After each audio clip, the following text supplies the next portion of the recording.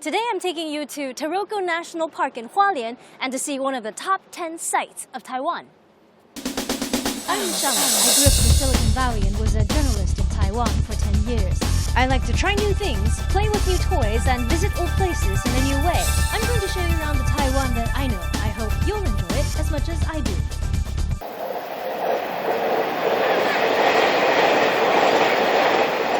Hualien is easy. I usually take a train from Taipei and the ride is about 2 hours.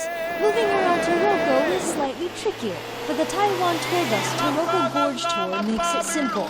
They'll pick you up at Hualien Station or your hotel and drive you around in a van with Wi-Fi and a tablet that will tell you what you're looking at in 4 different languages, including English. Buluawan Plateau is a large downstream river terrace on the Liwu River.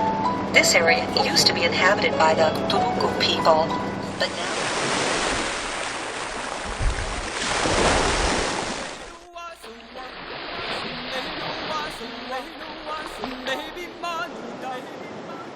We're on the eastern coast of Taiwan. That's the coastal mountain range. And behind me over there is Qingshui Cliff, one of the top 10 sites of Taiwan. The 100-meter, or about 33-story plunge into the ocean is nearly straight down, so it's majestic and a little terrifying at the same time, but definitely breathtaking. If you follow that road down there, you'll end up in Taipei eventually. Proportionally, Taiwan has a lot of national parks. In fact, they make up 8.6% of total land area, which is a higher percentage than that in the US or Canada. This is Taroko National Park, which covers about 92,000 hectares or 355 square miles. New York City is about 305.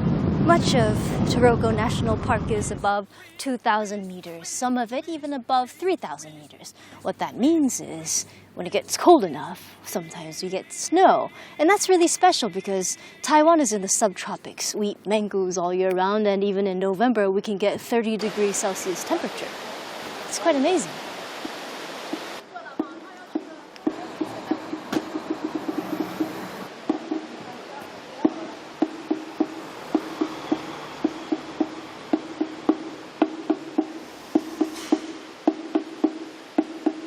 This is Swallow Grotto, where in the spring and summer, swallows come to enjoy a mid-air buffet of insects that are carried up by the rising air currents. In the wall of the cliffs you see over there are tiny little holes. Those holes are where underground water used to come out. And there are also larger recesses. That indicates where the water level once was. So the recesses are caused by water erosion. And all of that there, it's marble.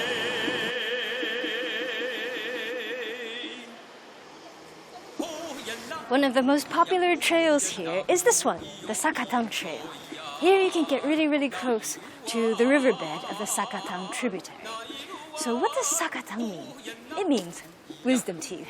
Story has it, a long time ago, when a group of indigenous people came through, they found somebody's wisdom teeth, and they decided to name the place after their discovery.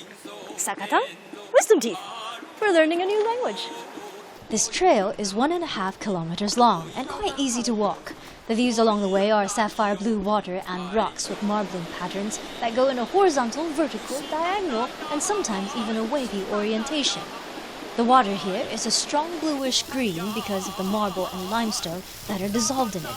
The water is really clean, but don't drink from it. It has too many minerals.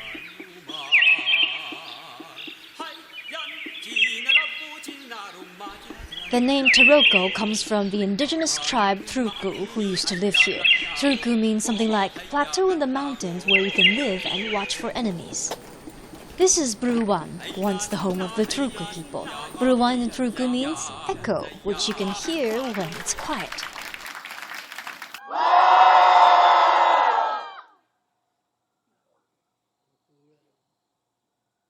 This is a nice place for families with kids to stay. There's lots of open space to run around in, and there are activities that kids might like.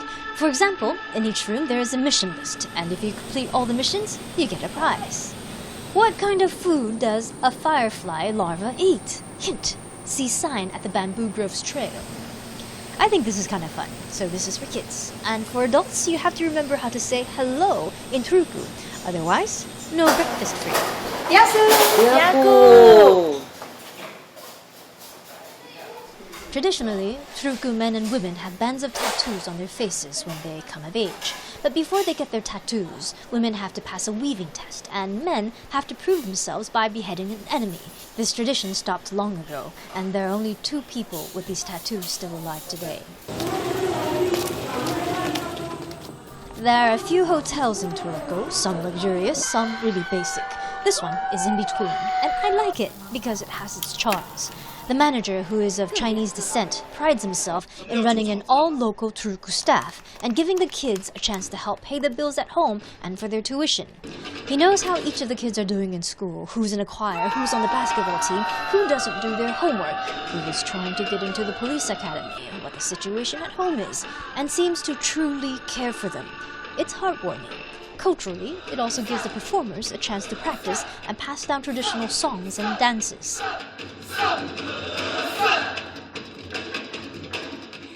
Some people say the most beautiful scenery in Taiwan is its people. I might have to agree with that.